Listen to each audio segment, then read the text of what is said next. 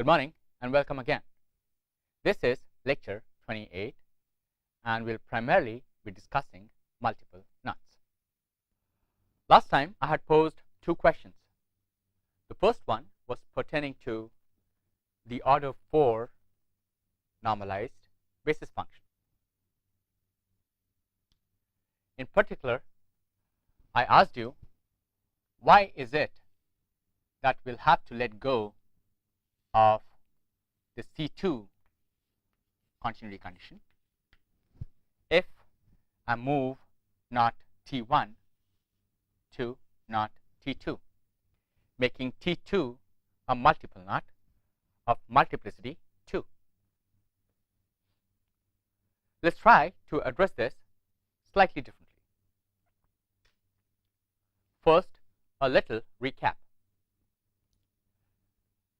Let's look at the number of unknowns and the number of conditions available to us for an order 4 B-spline basis function for simple knots T0, T1, T2, T3, T4. We got three conditions here, making it 6. This is the seventh one, plus 3, 10, plus 3, 13, plus 3, 16 conditions here.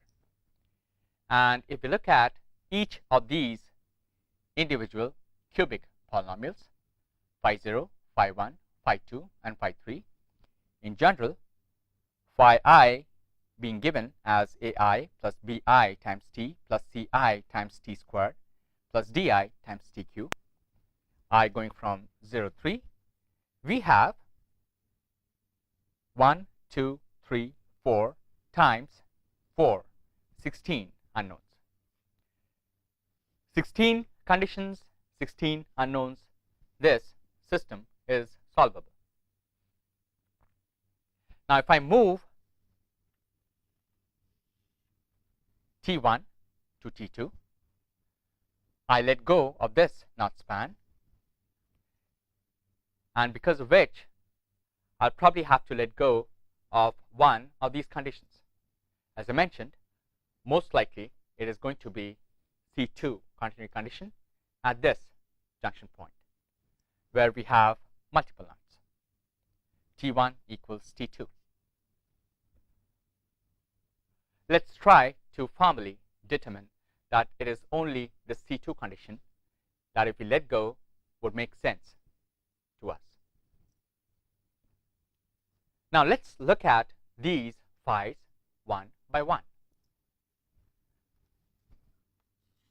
Phi 1, let me write this thing as a0 plus a1t plus a2 t squared plus a3 tq. Clearly, because of these three conditions, I'll have a0, a1, and a2, all of them to be equal to 0. So phi 1 will be equal to a3 tq.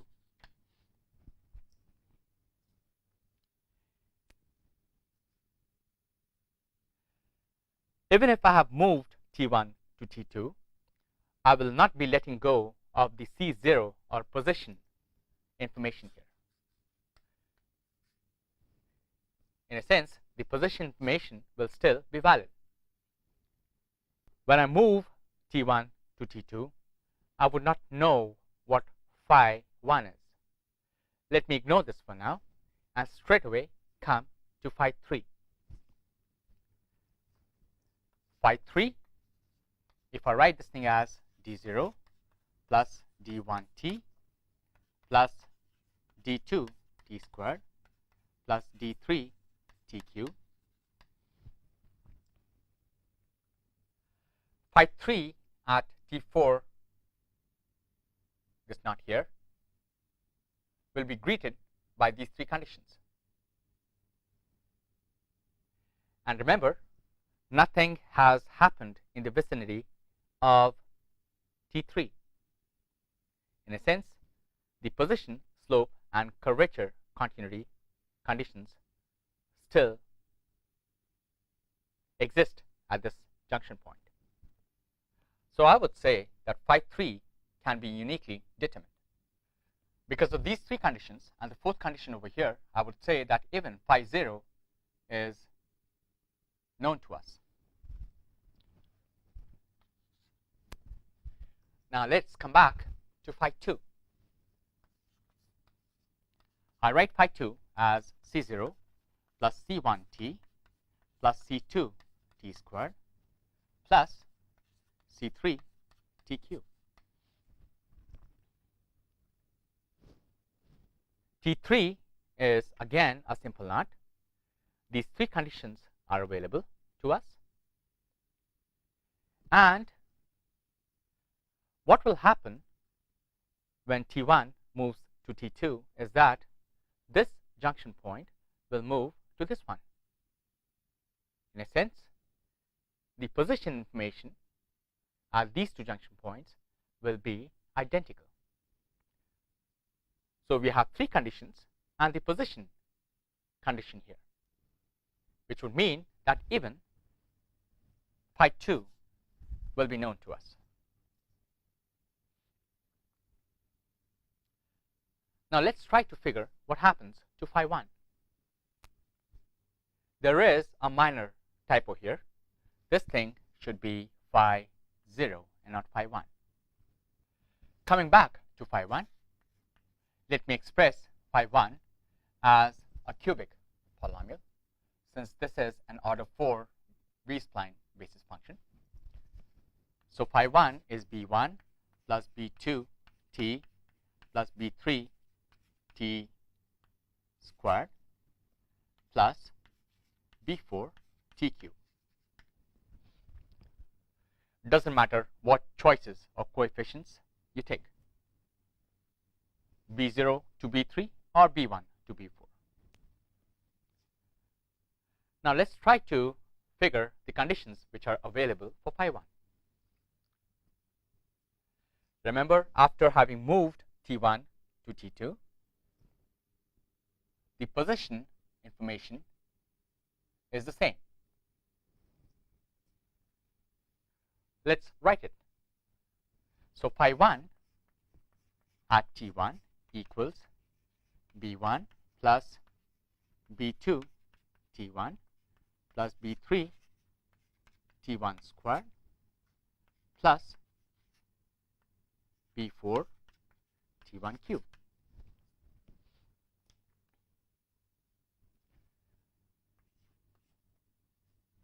Phi 1 at T2, which is the same as T1, will have the same position and the same equation.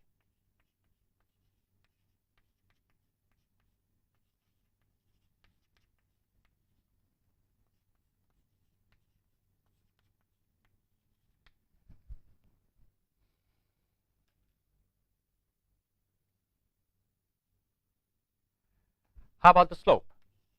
Phi 1 prime at T1 equals b2 plus 2 times b3 T1 plus 3 times b4 T1 squared. This is the slope, and the second derivative, phi 1 double prime of T1, will be equal to 2b3 plus 6b4 at T1.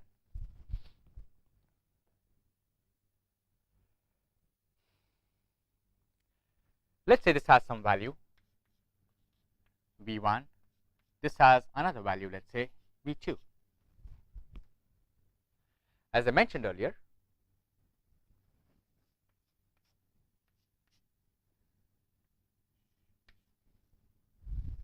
the position here and here, that means the ordinates, they will be the same.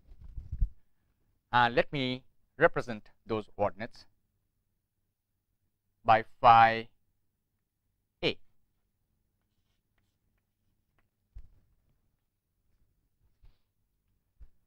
Now, if you notice, of these four equations, the first two are identical. What would that mean? This would mean that I'll have to let go of one of these b's, either b1 or b2 or b3 or b4. Now, which one do I let go of is something that is not clear to me as yet. I cannot presume beforehand that phi 1 will be quadratic or phi 1 would be cubic or anything like that. But one thing is for sure, I'll have to let go of one of these unknowns. What would that mean? That would mean that I'll have to let go of one of the three conditions at this junction point. Now, which one do I let go of?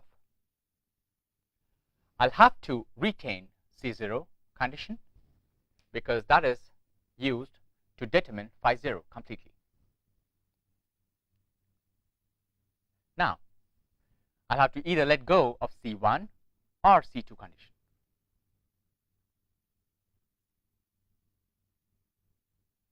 Amongst the two, it has to be the C2 condition that I'll have to get rid of,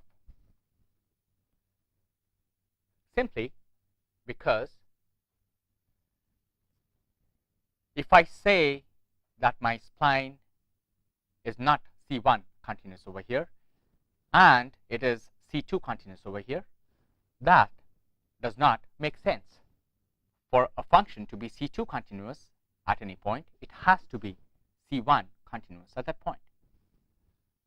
So between these two, I'll have to retain C1 continuity. I'll have to let go of this C2 continuity condition here. That answers the first question in the previous lecture. Now let's investigate multiple knots further using a simple example. An example which was an assignment problem to you in the previous lecture. So this is a quadratic spline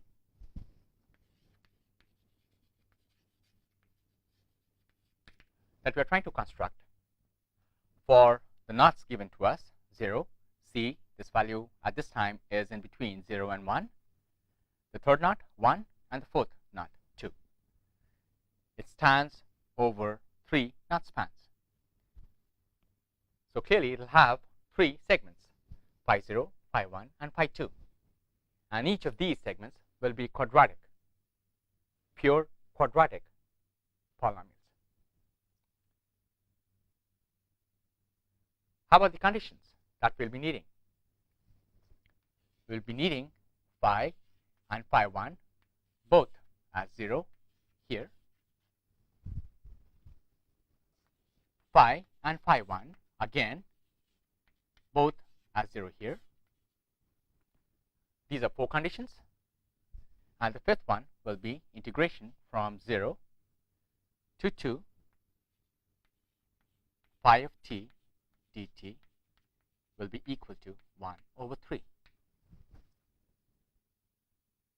3 is the order of this B-spline function.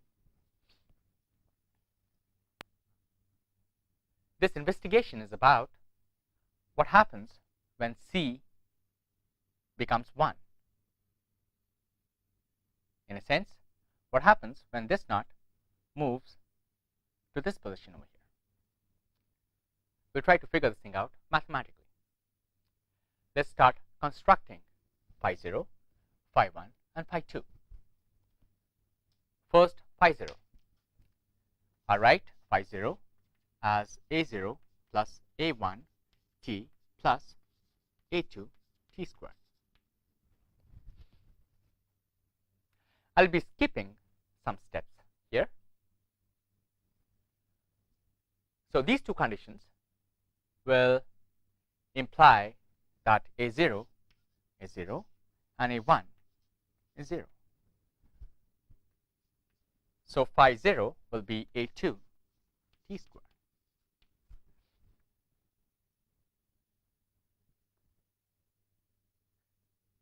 Let's ignore phi 1 for now and jump to phi 2. And let's be a little smart. I can write phi 2 as, say, d0 plus d1t plus d2t squared,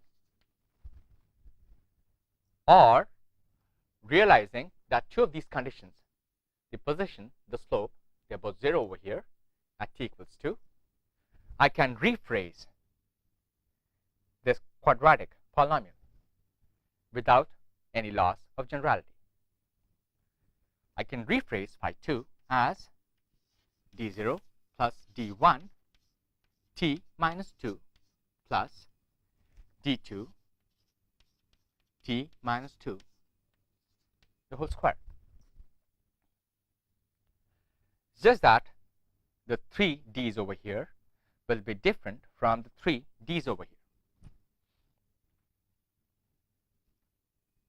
Let me use this expression and employ these conditions to find that d0 will be 0 and d1 will also be 0. So that phi 2 is equal to d2 t minus 2 the whole square. Let me save these results for us to use later. Phi 0 is a2 t squared. Phi 2 is d2 t minus 2 squared.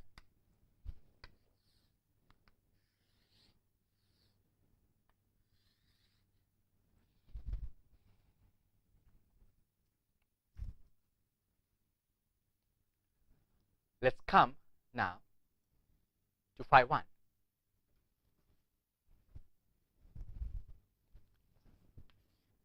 Phi 1 equals c0 plus c1t plus c2 t squared. Phi 1 has to be a quadratic polynomial again. And let's try to find what c0, c1, and c2 are. By the way, these symbols may not be good for us to use because we are using the symbol c to represent one of the nuts. So there might be some confusion later on. So let me rephrase phi 1 to be b0 plus b1t plus b2 t squared. Since c at this time is a simple nut, I can use position and slope continuity at this junction point. Remember, this is a quadratic B-spline. Order is 3. So at any point over it, the spline has to be C3 minus 2, that is C1 continuous. So these are the two conditions available here, and there would be a position condition available over here. 3 conditions, 3 unknowns, b0, b1, b2. I should be able to uniquely find phi 1.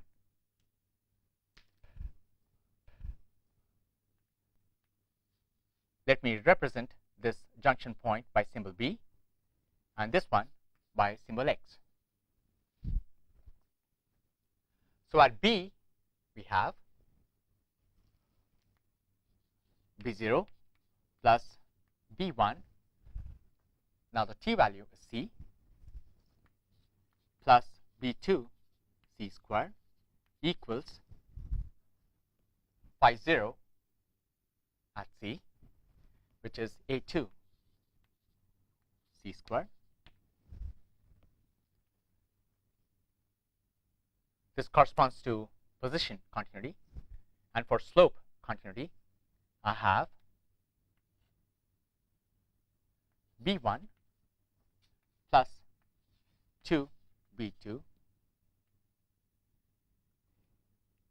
evaluated at C will be equal to 2 times A2 evaluated again at C. So this is the position continuity condition at junction B, and this is the slope continuity condition at the same junction. Now let's express B1 and B0 in terms of B2. So B1 is 2 times A2 minus B2 times C. Substitute for B1 here, you'll get B0 equals A2 minus B2 C squared minus B1 times C. B1 is 2 times A2 minus B2 C, and 1 C comes from here, so we'll have C squared. This simplifies to minus A2 minus B2 C squared. Let me write phi 1 here now. This would be minus of A2 minus B2 C squared plus 2 times A2 minus B2 CT plus B2 T squared.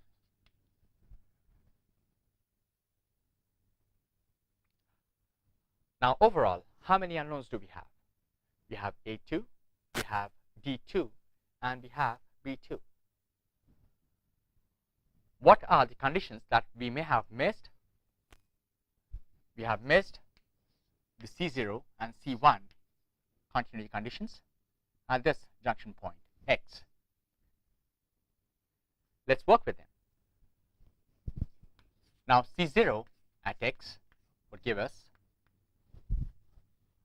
from phi 1 we'll have minus A2 minus B2 C squared plus 2 A2 minus B2 C, the T value is 1, plus B2, again the T value is 1, and this would give us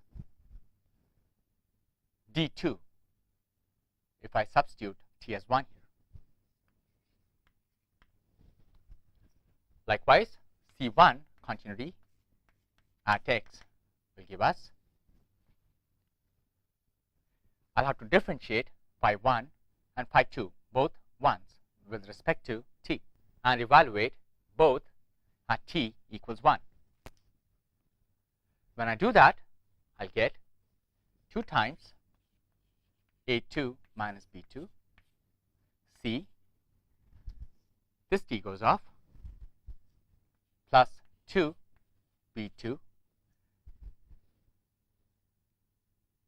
T is 1, and this would be equal to 2 times D2 T minus 2. For T equals 1, T minus 2 will be minus 1.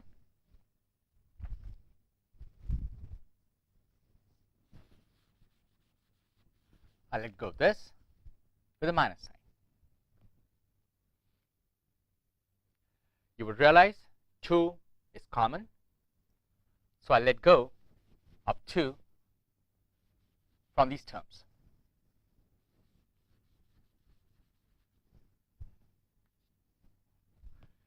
The idea here is to express any 2 of the 3 unknowns in terms of 1 unknown using these 2 conditions.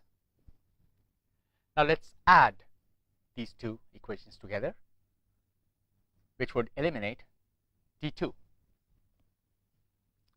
So when I do that, I have minus A2 minus B2 C squared. If I add these two guys together, I'll get 3 times A2 minus B2 times C plus 2B2 equals 0. This is an equation in terms of A2 and B2. Let's start clubbing the coefficients pertaining to A2 and B2 separately. So we have A2 times minus C squared plus 3C, and corresponding to B2 we have C squared minus 3C plus 2. This would be equal to 0. I would be able to write B2 now in terms of A2. You can realize this expression can be factorized. So B2 is A2 times C times C minus 3. This thing is going to the right over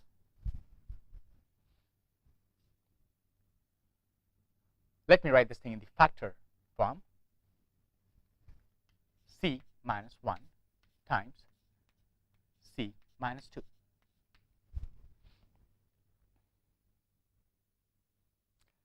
So I have obtained B2 in terms of A2. If I substitute for B2 here and here, I'll get D2 in terms of A2.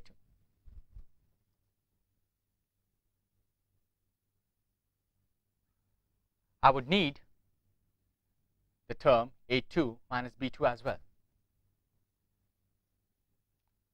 Let's work both of them out. First, let me work on what A2 minus B2 is. So A2 minus B2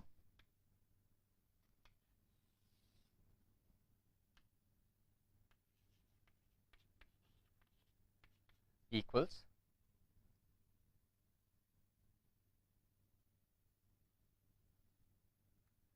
C minus 1, C minus 2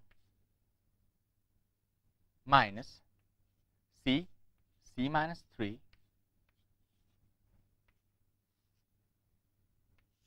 over C minus 1, C minus 2, with A2 commoned out. Let me simplify this. This would be equal to A2 C squared minus 3C plus 2 minus C squared plus 3C over C minus 1 C minus 2. So this would be A2. These terms cancel out. 3C cancels out with minus 3C as well. All I'll be left with in the numerator will be 2 over C minus 1 C minus 2. I would need this result and this result to get D2.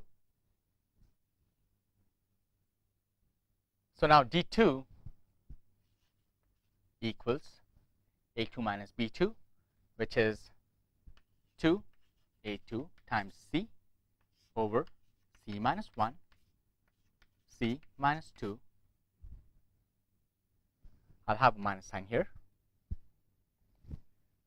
plus B2, which is A2C, C minus 3 over C minus 1, C minus 2. Let me block B2 for now so that I don't disturb it. And let me try to simplify for D2 over here. So minus of D2 equals A2C are common, and so is the denominator.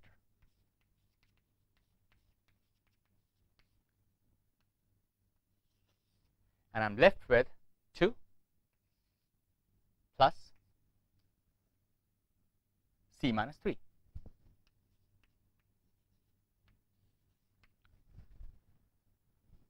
Now this is C minus 1, which cancels out with this one here. So D2 will be equal to minus A2C over C minus 2. Let me block this result also. Now that we have D2 and B2 in terms of A2, let me write phi 0, phi 1 and phi 2 in terms of a single unknown. So phi 0 equals A2 t squared, phi 2 equals D2, which is minus A2C over C minus 2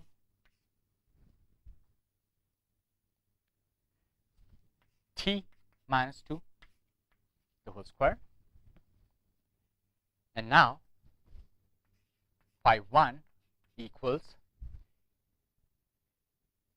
minus of A2 minus B2C squared. We have what A2 minus B2 is. So this is minus of 2 A2 over C minus 1, C minus 2. We have a C squared term here.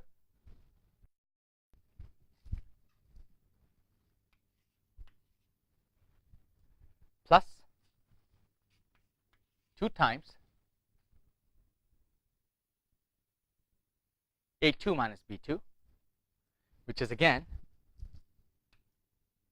2 times A2 over C minus 1, C minus 2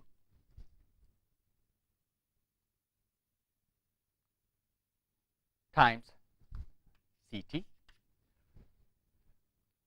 Let me see if I got all terms over here.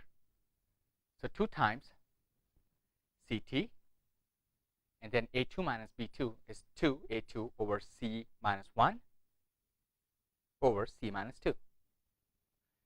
Seems okay. Plus B2. We have B2 right here. A2C, C minus 3 T squared over C minus 1, C minus 2.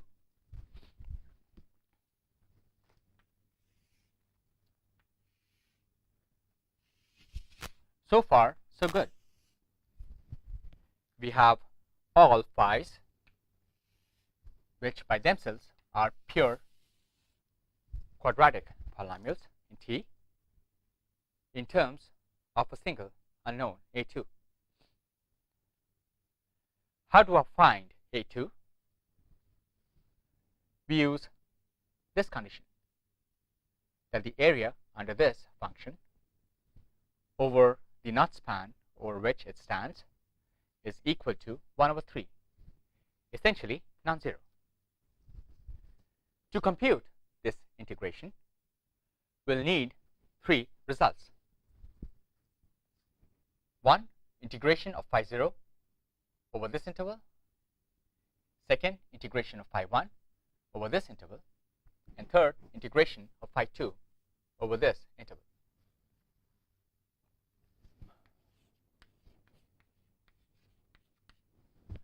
So integral phi 0 dt from 0 to c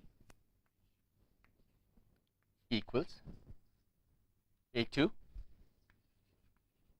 t cube over 3 0 to c, which is a2 over 3 c cube. Let's work for phi 2 now. Integral 1 to 2 phi 2 dt equals minus a to c over c minus 2.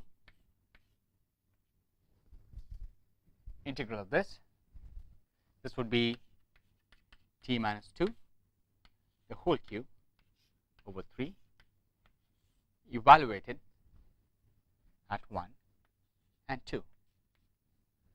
This would be equal to minus a to c over c minus 2. Let me have 1 over 3 here.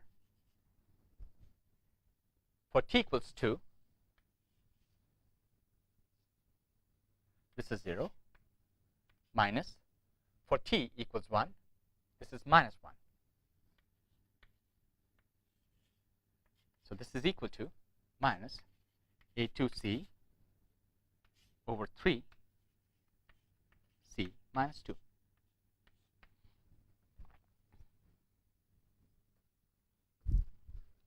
Now this one would be a little complicated. Let's try it out. Integral from c to 1 of phi 1 dt equals,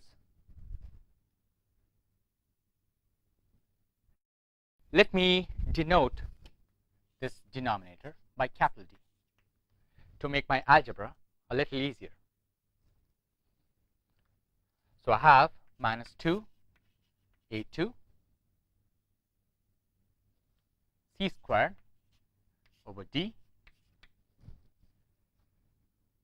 I'll introduce t here because of integration, and because of these limits c to 1, that'll be 1 minus t plus 4 a to c over d, which is this term here. This t will become t squared over 2. And t squared, if I evaluate pertaining to these limits, will become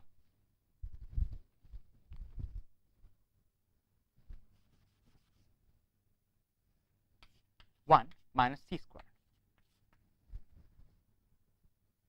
4 over 2 is 2.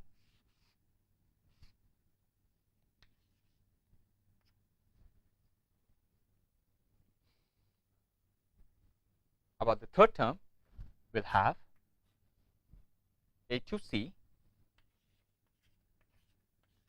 c minus 3 over d,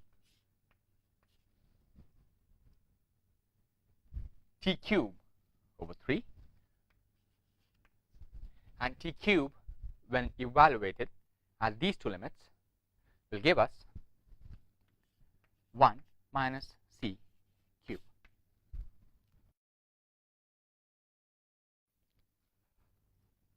By the way, this is c here.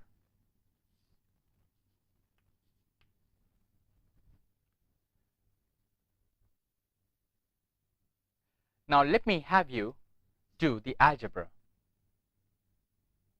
from here on, and let me skip a few steps to just tell you that integral 0 to c phi 1 dt, phi 0 dt plus integral c to 1 phi 1 dt plus integral 1 to 2 phi 2 dt equals 2 over 3 a2 c.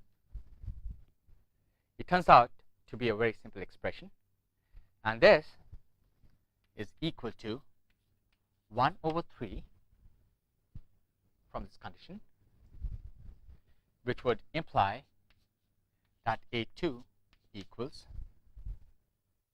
1 over 2c.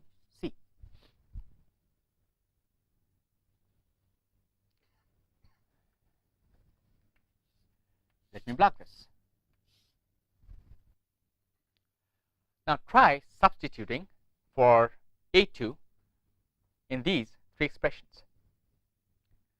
What do we get? Phi 0 becomes t squared over 2c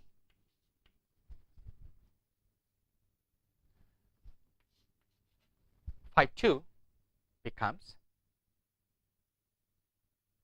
minus 1 over 2 c minus 2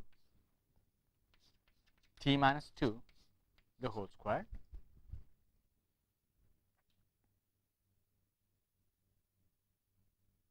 a2c there is half, so minus half c minus 2 t minus 2 squared. We are okay, and I'll have you figure out what happens to phi 1 if you substitute for a2 in this expression. Now let's observe the behavior of these three pure quadratic polynomials. For values of c not equal to 1 and for values of c equal to 1 at a later stage. Let's see how this behaves. We'll work with a small MATLAB code. Now this here on the right is a MATLAB code that I have written. You can see the expressions for phi 0, phi 2 and phi 1 here.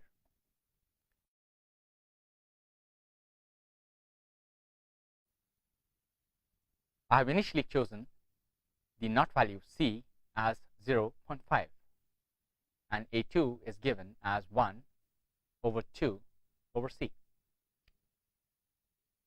Let's see how phi 0, phi 1 and phi 2 behave for this not value. You will observe a nice C1 continuous basis spline. The curve in red is phi 0, the curve in green is phi 1, and the curve in blue is phi 2. The not value 0, c equals 0.5, the not value 1, and the not value 2. Now let me increase this so that c becomes closer to 1. Let me use a value 0.7 and execute the code again. You would observe the change in the shape of this B-spline function. This junction point here corresponds to c value equals 0.7. Let me further increase this value.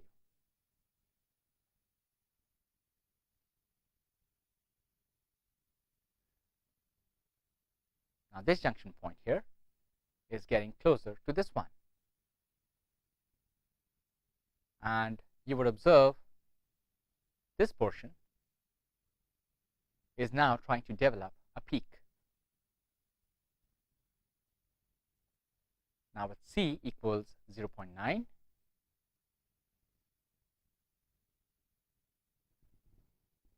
the peak is trying to get a little more dominant here. Maybe C equals 0.99, which is very close to 1. Now you see a clear peak. Not quite, though. You still, if you observe closely, would see a little green patch here. Now for this value, let's try to get the expression for phi 0, phi 1, and phi 2. Phi 0 looks like 50 over 99 times t squared. Phi 1 looks like some complicated coefficients, but it is still quadratic.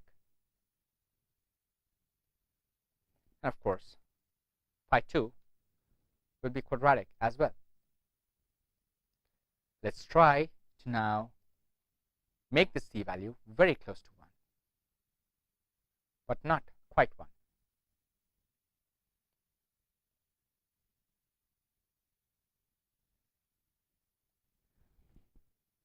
You see a clearly defined peak here. At this junction point, initially you would observe that the B-spline basis function was C1 continuous. Now you would see or clearly observe slope discontinuity here, but position continuity is still maintained. You would also observe that the green segment has vanished. It's only phi 0 and phi 2 that remain. Well, has the green segment vanished? Let's find out. So we have phi 0 again as a quadratic, phi 2 again as a quadratic, and let's see what the values for phi 1 are. I'm storing the values of phi 1 in the array y1.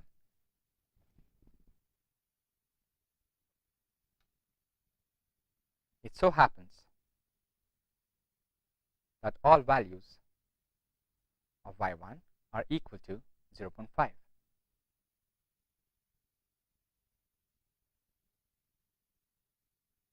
It seems like a constant function. But if you look at the expression for phi 1, it will still carry the term t squared. Now if I plug in c equals 1 straight out, making t equals 1 a multiple knot, and if I execute the code,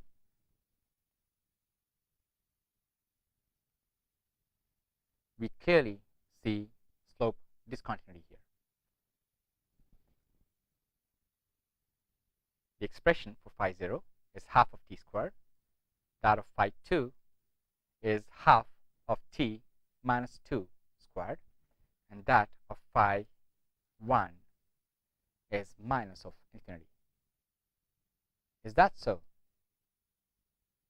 You might want to check what happens to phi 1 at this junction point. This is the expression for phi 1 here. Phi 1 equals minus 2 times a2 times c squared plus 4 times c times a2 times t plus a2 times c minus 3 times t squared, the entire thing over c minus 1 times c minus 2. Here a2 equals 1 over 2c, or twice a2c equals 1.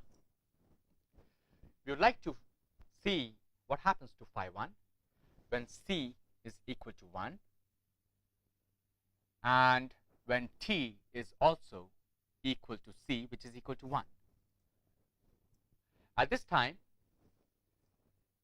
you would observe that this factor c minus 1 would offer a singularity to phi 1.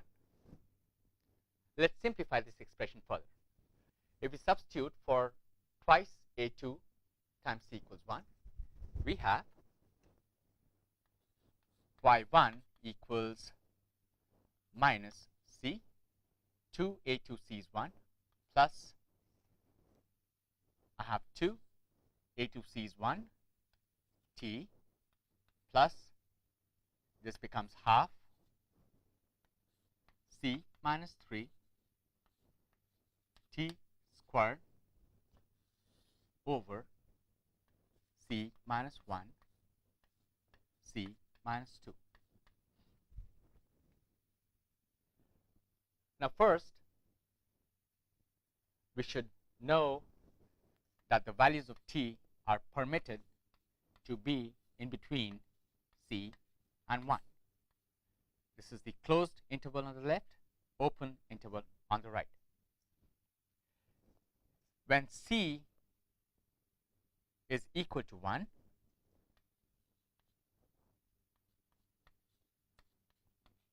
all this parameter t can take is the value equals c, which is 1. So let's substitute t equals c here.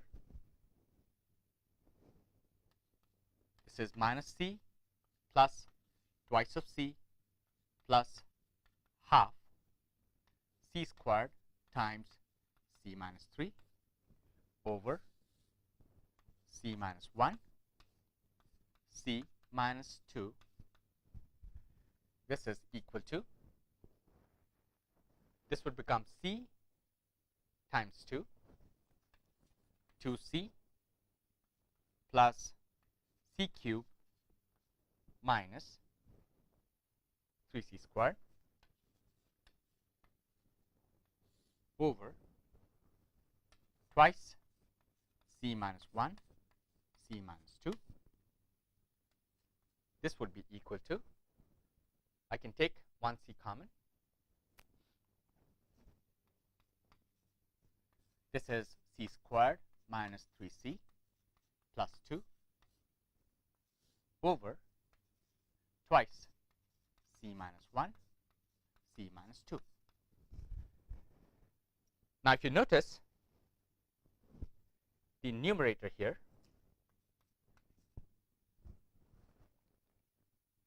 is nothing but c minus 1 times c minus 2. So phi 1 evaluated at t equals c is equal to c over 2. And when c is 1, this would be 1 over 2. So even though the MATLAB code was giving phi 1 as minus infinity, when c was equal to 1, this analysis shows that that is not quite so.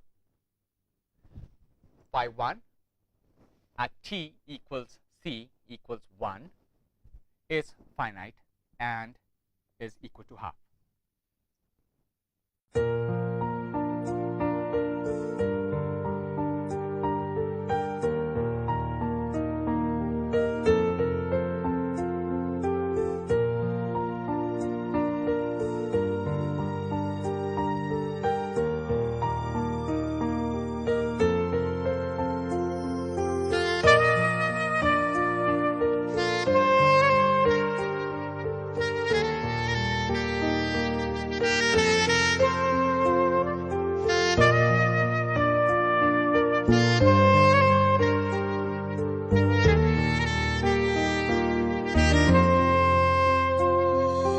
you.